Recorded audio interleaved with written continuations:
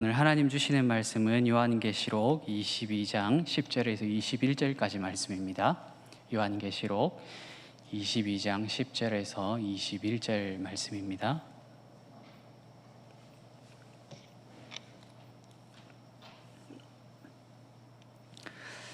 읽겠습니다. 또 내게 말하되 이 두루마리 예언의 말씀을 임봉하지 말라. 때가 가까우니라. 불의를 행하는 자는 그대로 불의를 행하고 더러운 자는 그대로 더럽고 의로운 자는 그대로 의를 행하고 거룩한 자는 그대로 거룩하게 하라. 보라, 내가 속히 오리니 내가 줄 상이 내게 있어 각 사람에게 그가 행한 대로 갚아주리라. 나는 알파와 오메가요 처음과 마지막이요 시작과 마침이라. 자기 두루마기를 빠는 자들은 복이 있으니 이는 그들이 생명나무에 나아가며 문들을 통하여 성에 들어갈 권세를 받으려 함이로다. 개들과 점술가들과 음행하는 자들과 살인자들과 우상숭배자들과 및 거짓말을 좋아하며 지어내는 자는 다 성 밖에 있으리라. 나 예수는 교회들을 위하여 내 사자를 보내어 이것들을 너희에게 증언하게 하였노라. 나는 다윗의 뿌리요 자손이니 곧 광명한 새벽별이라 하시더라. 성령과 신부가 말씀하시기를 오라 하시는도다. 듣는 자도 오라 할 것이요 목마른 자도 올 것이요 또 원하는 자는 값없이 생명수를 받으라 하시더라.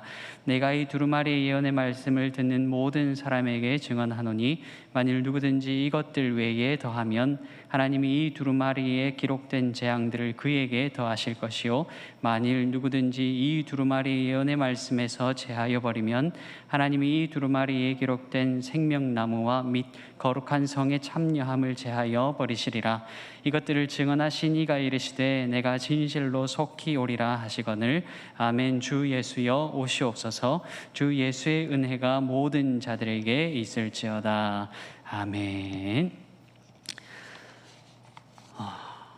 날씨가 조금 서늘해지는 것 같다가 다시 후덥지근해졌습니다. 그래서 습도도 높아지고 아마 밤에는 다시 열대야가 시작되는가 보다. 그래서 밤에 쉽게 잠을 주무시지 못했을 것 같은데 어쨌든 건강관리를 잘 하시고 또 반가운 소식이 있습니다. 제가 이렇게 교회를 오는 길에 보니까 은행 열매들이 몇 개 떨어져 있더라고요. 냄새 나고 밟히면은 참 거북하기는 하지만 그럼에도 열매 맺는 계절이 되었구나.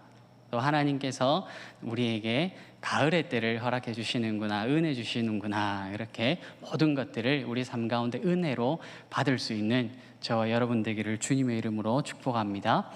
오늘 말씀의 제목은 주 예수여 어서 오시옵소서 하는 겁니다. 계시록을 시작한 지 꽤 되었습니다. 조금 어려운 내용이기도 하고 조금 분량이 많은 내용이기도 해서 그래도 열심히 달려온 것 같습니다. 오늘은 마지막 그 내용 함께 살펴보면 좋겠습니다. 여러분, 재림이라고 하는 이 단어를 들으면 어떤 마음이 드십니까? 아마 여기 계신 분들은 어릴 때 예전 교회, 우리가 어릴 때 신앙생활 할 때 아마 이 이야기에 대해서 많이 들으셨을 겁니다. 많은 목사님들이 재림에 대해서 설교를 참 많이 하셨습니다. 그때는 우리가 먹는 것도 시원찮고 사는 것이 참 많이 어려웠습니다. 그때는 우리 마음 가운데 간절한 바람이 있었습니다. 주 예수여 어서 오시옵소서. 얼른 내가 천국에 가면 좋겠다. 얼른 내가 이 땅에 육신을 벗어버리고 저 영원한 천국에 가서 주님과 함께 영원히 교제하며 살면 좋겠다. 그런 마음들이 있었습니다. 그런데 요즘은 재림에 대해서 들으십니까? 재림에 대해서 아마 설교를 많이 못 듣는 상황이 된 것 같습니다. 그만큼 잘 살게 되었고 이 땅에서 누리는 것들이 우리를 배부르게 하는 상황이 된 것 같습니다. 저는 이 재림이라고 하는 단어를 들으면 제가 아주 어렸을 때 들었던 한 가지 예화가 떠오릅니다. 사직동교회 원로 목사님으로 계신 우리 정판술 목사님이 제가 어릴 때 들었던 설교 중에 이런 내용을 이야기하셨습니다. 어느 한 집에 하루살이가 있었습니다. 하루살이는 며칠 사는 줄 아십니까? 오늘만 삽니다. 유명한 영화의 대사가 있거든요. 오늘만 사는 존재가 하루살이입니다. 그런데 그 하루살이가 집에 벽에 붙어 있다가 가만히 하는 이야기를 들어보니까 그 집의 주인 아들이 아버지에게 이렇게 이야기를 합니다. 아버지, 다녀오겠습니다. 곧 오겠습니다. 금방 다녀옵니다. 하고 집을 나서더랬습니다. 하루살이가 그 아들이 언제 오는고 하고 계속 기다렸습니다. 조금 지났을 때 또 오는가? 아직 오지를 않습니다. 또 조금 지나고 지금은 올 것인가? 그 하루살이가 계속 생각을 하고 있습니다. 그런데 그 하루살이는 주인집 아들이 다시 오는 것을 못 보고 그날 운명을 달리했습니다. 우리 사람들이 생각하기에는, 우리가 인간이 생각하기에는 예수님 어서 오시면 참 좋겠는데, 또 우리 신앙생활하면서 궁금한 것이 주님 언제 오시는가 하는 그것인데, 우리가 생각하는 것, 우리가 기대하는 것 그대로 이 재림은 이루어지지 않습니다. 성경을 보면 하나님께서 비밀로 감추인 것이 있는데 그것이 재림입니다. 예수님 다시 오시는 것입니다. 이 재림의 비밀은, 그 재림의 시간은 우리 하나님만 아신 것입니다. 그래서 오늘 우리 마음 가운데 다시 주님의 재림, 주님의 다시 오심, 내가 정말 이 마지막 때에 주님 언제 오실지 모르는 이 때에 내가 다시 영적으로 깨어 있어야 되겠구나, 내가 다시 주님 앞에 신부로 준비하며 살아야 되겠구나, 그런 다짐으로 말씀을 받는 저와 여러분 되면 좋겠습니다. 오늘 본문을 통해서 주시는 말씀의 교훈은 첫 번째로 재림은 가까이에 있다 하는 겁니다. 여러분, 재림은 가까이에 있습니다. 오늘 본문 10절을 보면 이렇게 이야기합니다. 또 내게 말하되 이 두루마리 예언의 말씀을 임봉하지 말라, 때가 가까우니라. 구약 성경 다니엘을 보면 하나님께서 다니엘에게 계시를 보여주시면서 그 마지막 때의 계시를 임봉하라, 그러니까 아무도 보지 못하도록 막아버려라, 그런 이야기를 하셨습니다. 그런데 오늘 말씀에 보면 임봉하지 말라. 왜냐하면 이제 곧 그때가 가까웠다, 이 말씀을 하십니다. 누구나 그 임봉의 말씀, 계시의 말씀을 볼 수 있도록, 그리고 닫지 말고 감추지 말고 덮어두지 말고 열어서 가르치라는 겁니다. 숨기지 말라는 겁니다. 오히려 적극적으로 주님의 때가 가까웠음을 사람들에게 가서 전해야 한다, 이것을 이야기하고 있습니다. 주님은 많은 사람들이, 지금도 이 순간에도 주님을 모르는 사람들이 하나님 품으로 다시 돌아오기를 간절히 원하고 계십니다. 하나님은 주님 다시 오시는 그날까지 구원의 목적을 이루어 가시는 분이십니다. 그런데 여기에서 우리의 오해가 발생합니다. 2000년 전의 성도들이 그랬습니다. 때가 가까웠다, 이 말씀을 들으니까 우리가 지금 너무나도 배고프고 고통스럽고 힘든 삶을 살아가고 있기 때문에 그들 마음속의 바람이, 곧 그 주인집 아들이 지금 당장 왔으면 좋겠다, 예수님 다시 오셨으면 좋겠다. 그래서 재림이 금방 일어날 줄로 알았습니다. 계시록의 예언들을 우리가 가만히 보면 분명한 것은 주님 오시기 전까지 모든 것이 다 성취됩니다. 이 계시록에 나온 내용들은 그 말씀대로 성취됩니다. 그런데 우리가 기억해야 할 것이 있습니다. 우리가 생각하는 것보다, 그 하루살이가 생각하는 시간보다 계시록의 말씀이 다루는 그 시간의 크기가 훨씬 더 크다는 겁니다. 12절 말씀을 보면 또 이렇게 이야기합니다. 보라, 내가 속히 오리니 내가 줄 상이 내게 있어 각 사람에게 그가 행한 대로 갚아주리라. 내가 속히 오리니, 그렇게 이야기하고 있습니다. 계시록 1장을 보면 이 표현들이 자주자주 등장합니다. 내가 속히 오리니, 내가 속히 오리니. 그리고 22장 20절에도 이야기합니다. 내가 진실로 속히 오리라.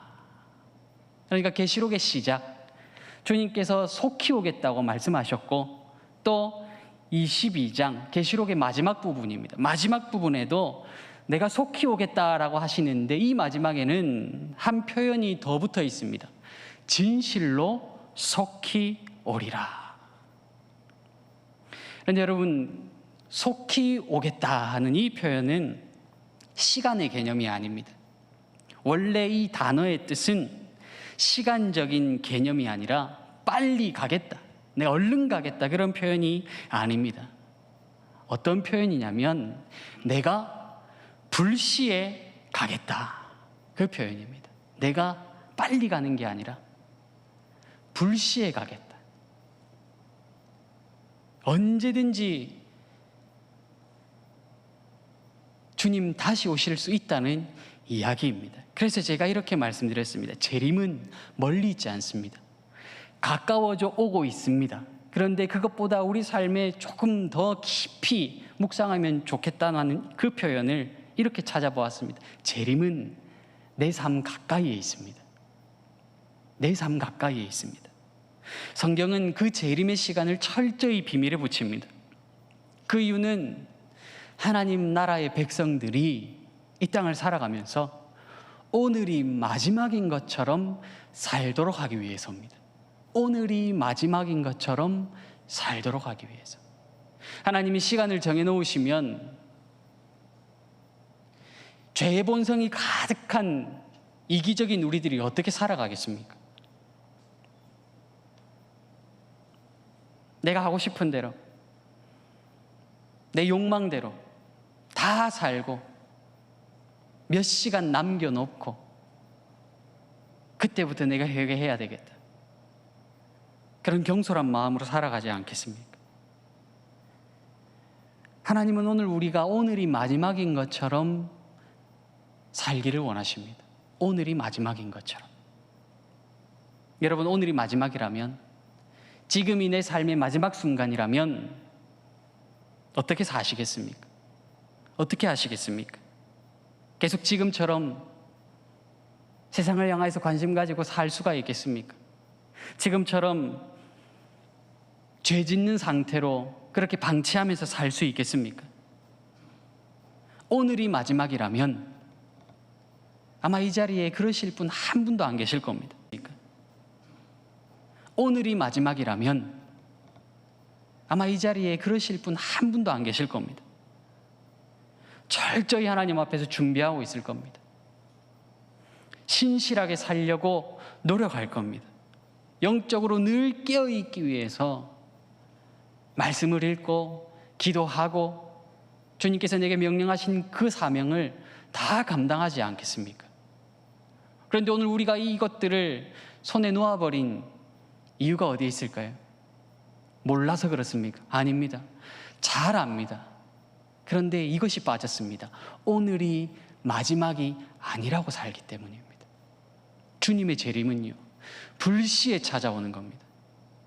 주님 우리에게 기대하시는 것이 있습니다. 오늘이 마지막인 것처럼, 지금 내게 주어진 시간이, 지금 내게 주어진 자리가 마지막인 것처럼, 마지막 기회인 것처럼 그렇게 살도록 하나님 우리에게 기대하고 계신다는 이야기입니다. 주님의 재림, 주님이 다시 오신다고 하는 그 이야기가 한참 시간 지난 후에, 몇 년이 지난 후에 일어날 거라고 생각하지 마십시오. 재림은요, 가까이에 있습니다. 재림은 가까이에 있습니다. 지금 흘러가고 있는 이 시간도 재림이 가까워져 오고 있는 겁니다. 우리가 하고 있는 호흡도 재림을 향해서 나아가고 있는 겁니다. 더 이상 우리 삶에 나중은 없습니다. 나중은 없습니다. 내일이 없다는 생각으로 주님 앞에서 살아가야 한다는 겁니다. 오늘이 마지막이라고 하는 그 정신으로 살아갔던 사람들이 초대교회 사람들입니다. 로마 시대 군인들의 군화에 짓밟혀가면서 제대로 먹지도 못하고 걸어 다니지도 못하고 시장 출입도 할 수 없고 햇빛도 볼 수 없이 동굴에 숨어서 살아가는 그때의 초대교회 성도들은 주님, 오늘이 내게 주신 마지막입니다. 오늘이 내게 주신 마지막입니다. 그 마음으로 살아갔습니다. 오늘이 마지막이라서 기쁜 이유가 어디에 있는 줄 아십니까? 말씀 가운데 있습니다.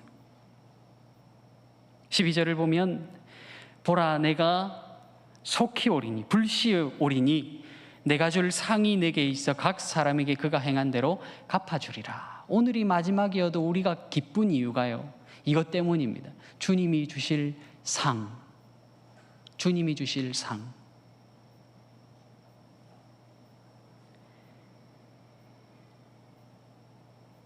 하나님 주시는 상급이 내게 가까이 있기 때문에 재림이 기쁜 겁니다. 기대가 되는 겁니다.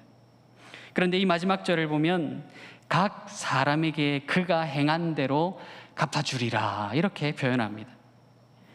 우리가 잘 아는 대로, 또 우리가 믿는 대로, 확신한 대로 우리의 구원은요, 믿음으로 하나님의 은혜로, 오직 은혜로, 오직 믿음으로 받는 겁니다. 그런데 천국의 상급은요, 우리가 이 땅에서 행한 대로 받는다라고 오늘 본문이 말하고 있습니다. 각 사람에게 그가 행한 대로 갚아주리라. 우리가 어떻게 이 땅에서 사는지에 따라서, 어떻게 살아가는지 그 모습에 따라서, 그 행위에 따라서 하나님 우리에게 주실 상급이 천차만별이라는 겁니다. 우리가 믿음의 선한 싸움을 싸우고 주님을 위해서 고난도 달게 받고 핍박받으면서도 인내하고 우리가 가진 재능과 물질과 시간을 주님 위해서, 이웃을 위해서 헌신하면 천국의 상급이 큽니다. 주일 예배만 드리고 가시는 분과 매 시간 예배하고 또 누군가를 섬기고 교회 앉아 기도하고 누가 알아주지 않아도 복음 전하러 나아가고 힘든 이웃이 있다면, 어려운 이웃이 있다면 가서 도와주고, 누구의 상급이 더 크겠습니까? 비교를 한번 해보십시오. 누구의 상급이 더 크겠습니까? 아이들을 보면요, 저 상 적게 받을게요, 저는 제일 작은 거 주셔도 됩니다 하는 아이 없습니다. 누구나가 다 열심을 가집니다.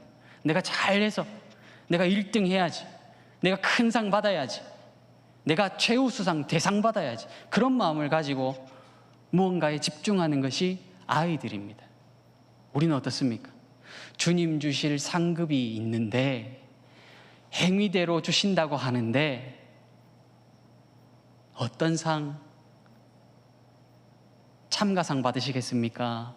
대상 받으시겠습니까? 잘 살아야 합니다. 우리가 참 잘 살아야 합니다. 주님을 위해서 이 땅에서 애쓴 만큼 천국의 상급이 큽니다. 그리고 그 천국의 상급을 풍성하게 누리는 사람은 이 땅에서 주님을 신실하게 섬기며 이웃을 사랑하는 자들입니다. 주님이 다시 오시겠다고 약속하신 이 재림이 정말 얼마 남지 않았습니다. 얼마 남지 않았습니다. 먼 나중이라고 절대로 생각하지 마십시오. 그런데 얼마 남지 않아서 더 힘들 수가 있습니다. 마라톤 선수들을 보시지 않습니까? 올림픽을 하면 또 요즘은 사회체육이라고 해서 마라톤을 자주 합니다. 이 마라톤을 뛰면서 육체적으로 가장 힘든 구간이 출발해서가 아닙니다. 출발하기 전에는 컨디션 조절도 하고 또 여러 가지 준비 스트레칭도 하고, 그래서 출발할 때는 누구나 잘 나아갑니다. 그런데 육체적으로 가장 힘든 구간이 있습니다. 그 구간이 언제냐면 30km, 또 38km까지, 그 한 8km 정도가 참 힘들다고 합니다. 그러면 38km 이후로는 이제부터는 정신력 싸움입니다. 선두 그룹과 중간 그룹 또 후진 그룹이 이제는 정해져 있습니다. 쉽사리 등수를 바꿀 수 없습니다. 이제부터는 정신력 싸움입니다. 그 선두그룹에서도 체력은 다 비슷비슷할 겁니다. 이제는 정신력으로 경쟁하는 겁니다. 얼마 남지 않았다. 얼마 남지 않았다. 내가 지금 이 대회를 위해서 얼마나 오랫동안 준비했는지, 내가 얼마 남지 않았다. 결승점이 조금만 가면 있다. 38km 넘어가면요, 그때 다리에 힘이 풀리면 주저앉고 맙니다. 그때 마음에 포기라고 하는 감정이 찾아오면요, 그때는 그 경기가 끝이 나버리는 겁니다. 여러분, 지금 우리에게 필요한 것이 있습니다. 지금 우리가 어느 지점에 있는 줄 아십니까?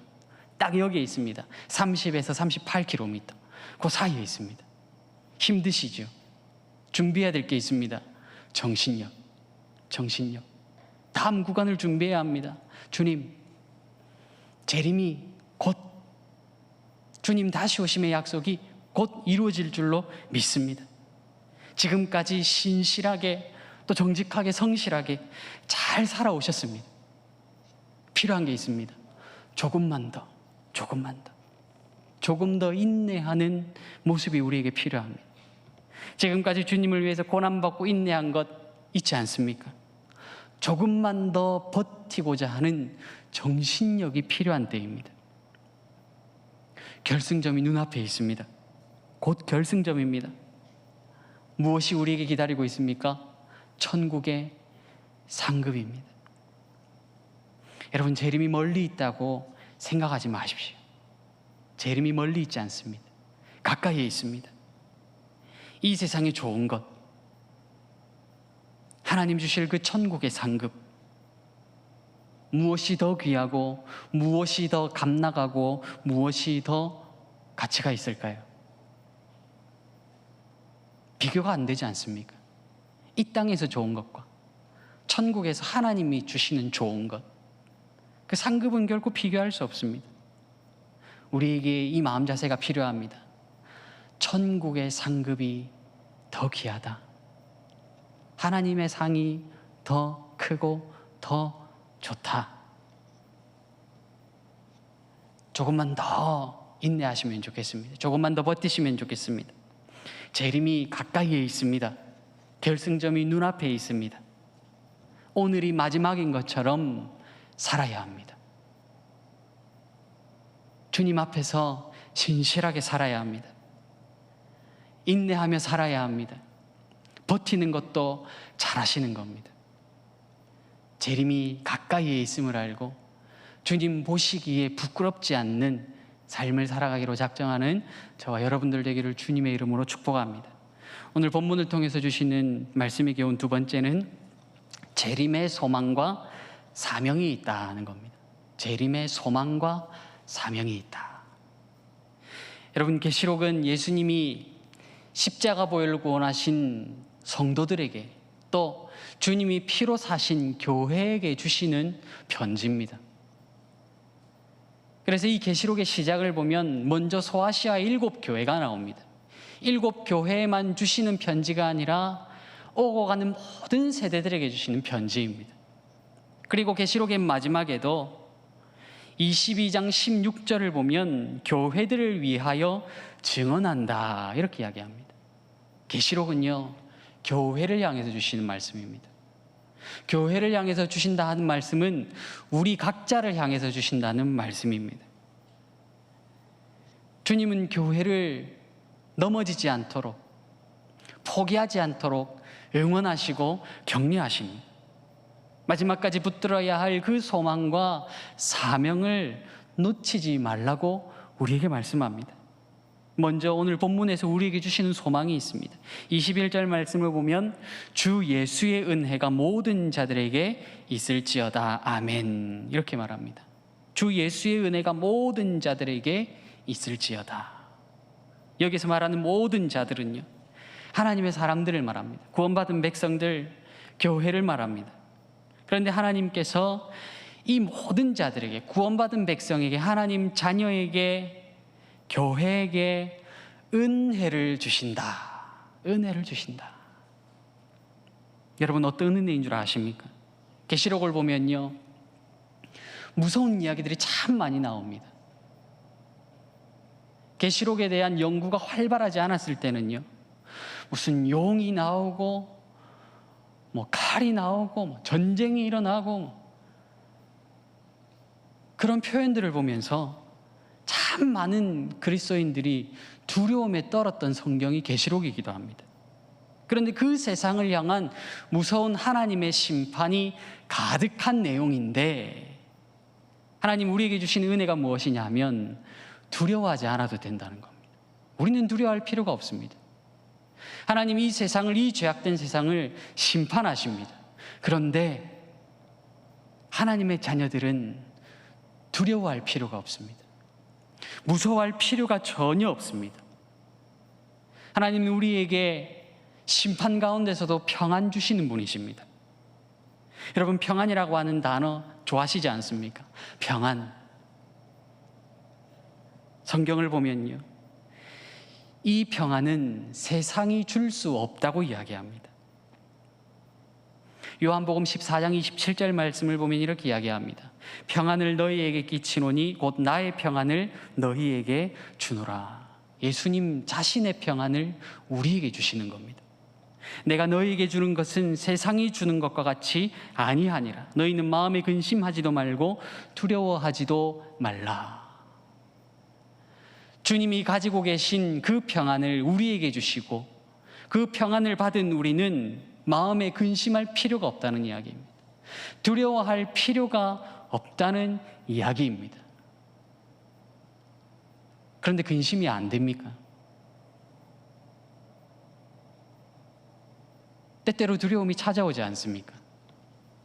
그럴 때마다 우리가 기억해야 하는 것이 있습니다. 내게 주신, 내게 있는 이 평안은 주님이 내게 허락하신 평안이다. 그것이 은혜입니다. 우리가 배가 고파도요, 우리가 이 땅에서 조금 못 먹어도요, 괜찮은 이유가 여기에 있습니다. 남들보다 좋은 옷 못 입어도요, 쪽팔리지 않는 이유가 여기에 있습니다. 주님이 내게 주시는 평안, 우리 마음이 평안한데, 우리 마음이 평안한데, 우리 마음이 풍요한데 무엇이 더 필요하겠습니까? 이 세상은 걱정거리만 던져줍니다. 이 세상은 우리에게 근심거리만 제공합니다. 그런데 하나님은요, 세상이 주지 못하는 그 평안을 우리에게 주시는 분입니다. 우리 마음에 평안이 있으면 형편의 지배를 받지 않습니다. 가난의 지배를 받지 않습니다. 관계 어려움의 지배를 받지 않습니다. 힘든 일을 만났을 때에 그 평안으로 인해서 다시 일어설 수 있는 힘을 얻습니다. 똑같은 일로 어떤 사람은 걱정만 하고 있습니다. 그런데 똑같은 일 속에서도 어떤 사람은 소망을 품습니다. 누가 소망 품는 줄 아십니까? 우리 그리스도인들요, 하나님의 자녀들요, 진짜 평안이 무엇인 줄 아는 사람들이요. 여러분, 마지막 시대를 살아가는 우리에게 가장 큰 소망은요, 주님께서 주시는 은혜, 주님께서 주시는 내 마음에 그 누구도 빼앗지 못하는 평안입니다.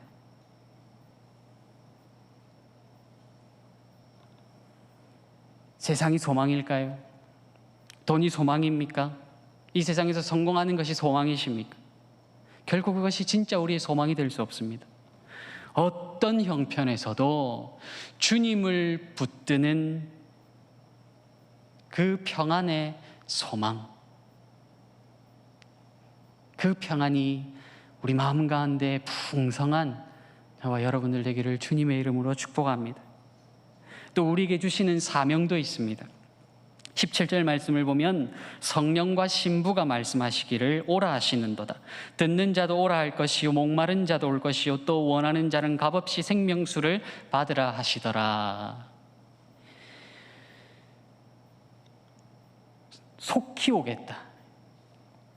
그 재림의 말씀에 대해서 반응입니다. 성령과 신부가 말씀하시기를 재림에 대한 말씀에 대한 반응이 성령과 신부가 하는데 무엇이라고 하냐면 아멘 주 예수여 오시옵소서. 계시록을 하면서 이 찬양만 불렀습니다. 마라나타. 어느 집사님 한 분이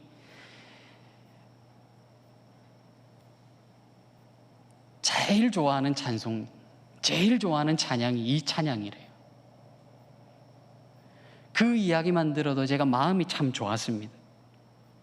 성령과 교회가 마라나타를 외친다는 겁니다.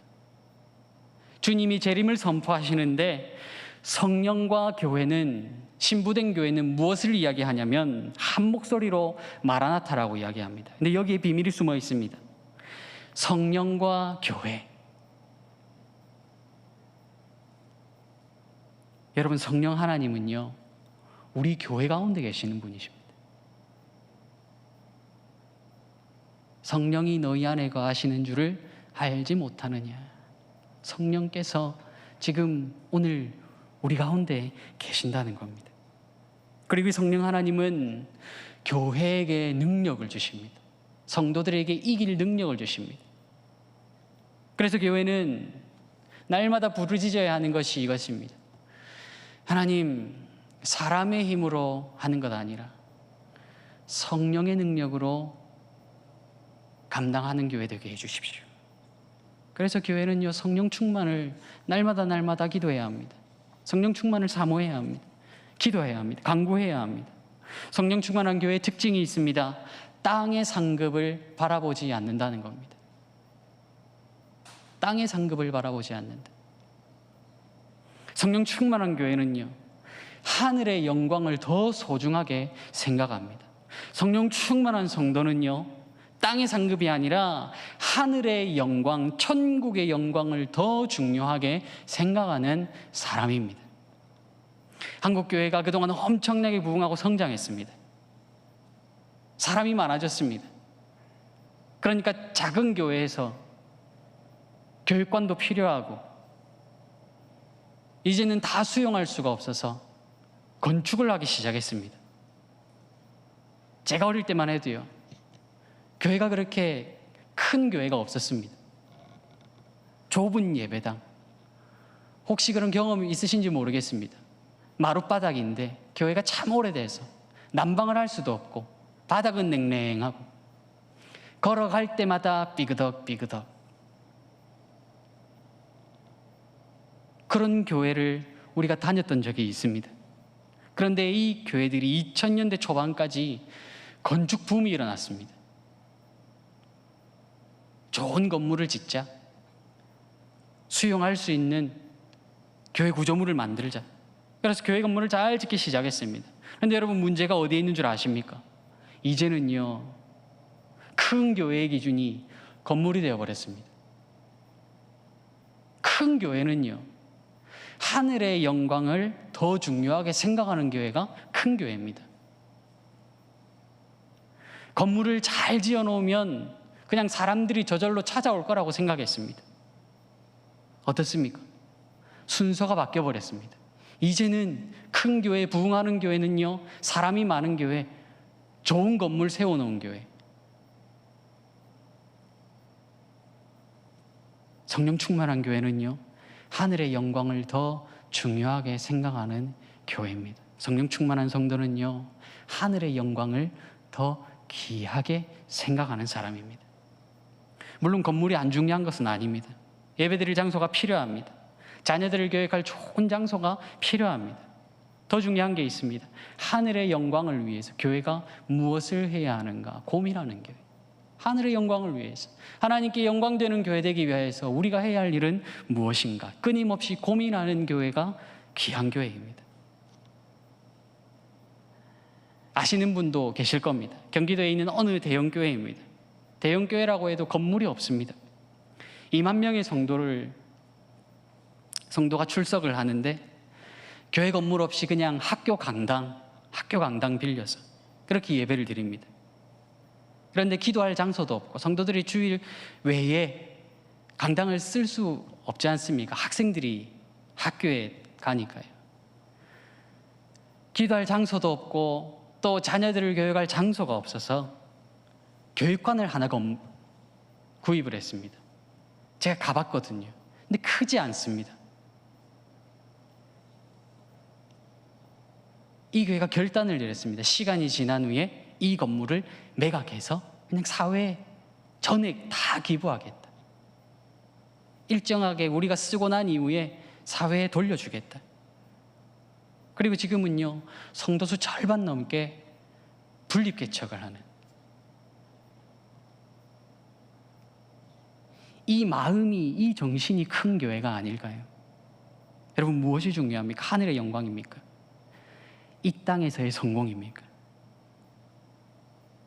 이 땅에서는 우리가 배고파도 하늘의 영광을 위해서 살아야 하지 않겠습니까? 이것이 우리에게 주시는 사명이라는 겁니다. 수백억씩 들여서 수천억씩 돈을 들여서 건물을 지을 필요가 어디에 있습니까? 예수님 불시 오신다고 하는데요. 건축하다가 천국 올라갈 수도 있습니다. 성령 충만한 교회는 주님 오시는 그날까지 영혼 구원하기 위하여서, 잃어버린 영혼들을 품는 그 하늘 아버지의 마음을 가지고 사명 감당하는 교회입니다. 오라, 들으라, 값없이 생명수를 받으라. 주님께서 이렇게 말씀하시는 겁니다. 오라, 들으라, 값없이 생명수를 받으라. 마지막까지 교회가, 성도가 감당해야 할 영혼 구원의 사명. 하나님은 세상을 심판하는 것 좋아하시는 분이 아닙니다. 세상 심판 즐겨하시는 분이 아닙니다. 언제든지 우리에게 구원의 손길을 뻗으시는 분이 하나님이십니다. 마지막 순간까지 한 영혼이라도, 지금 이 순간에도 한 영혼이라도 더 주님께로 돌아오기를 간절히 원하시는 분이 하나님이십니다. 우리를 통해서, 우리 교회를 통해서 한 명이라도 더 복음을 아는 사람, 예수 그리스도를 영접하는 사람이 생겨나기를 간절히 바라고 계십니다. 재림의 소망과 재림의 사명을 아는 사람은요, 이렇게 표현할 수밖에 없습니다. 마라나타. 뜻을 다 아실 겁니다. 아멘, 주 예수여 오시옵소서. 마라나타입니다. 초대교회에서는 이 마라나타를 성찬을 할 때마다, 성찬식을 할 때마다 마라나타를 기도문으로 썼습니다. 힘들고 괴롭고 외롭고 자신들의 세대에, 자기들이 살던 그 시대에 언제라도 주님이 오실 수 있다는 확신을 가지고 살았습니다. 그리고 천국의 영광에 대한 확신을 가지고 살았습니다. 가사가 좋아서요? 아닙니다. 그 가사에 담고 있는 오늘이 마지막이라고 하는 정신, 땅이 아니라 하늘의 영광을 위해서 살아가겠다고 하는 그 결단과 각오가 마라나타 안에 들어있는 겁니다. 마라나타는요, 아무나 외칠 수 없습니다. 시험 공부 안 한 학생이 선생님 어서 빨리 시험 칩시다, 안 합니다. 시험 공부 열심히 한 친구들이, 자신 있는 친구들이 이야기합니다. 선생님 빨리 칩시다. 언제든지 주님 오셔도 부끄럽지 않는 삶을 살아가는 저와 여러분들 되기를 주님의 이름으로 축복합니다. 말씀을 맺겠습니다.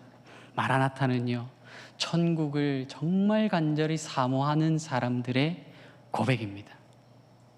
천국을 바라보기 때문에 오히려 이 땅에서의 삶을 더 담대하게 살 수 있습니다. 마라나타 때문에요, 가난해도 비굴하지 않아도 됩니다. 마라나타 때문에요, 힘이 없어도 눈치 보지 않아도 됩니다. 마라나타 때문에 우리의 미래가 불투명해도 불안하지 않아도 됩니다. 마라나타 때문에 힘들어도 슬퍼하지 않아도 됩니다. 이렇게 살아가는 저와 여러분들 되기를 주님의 이름으로 축복합니다. 말씀을 기억하며 우리 시간 함께 찬양하기를 원합니다.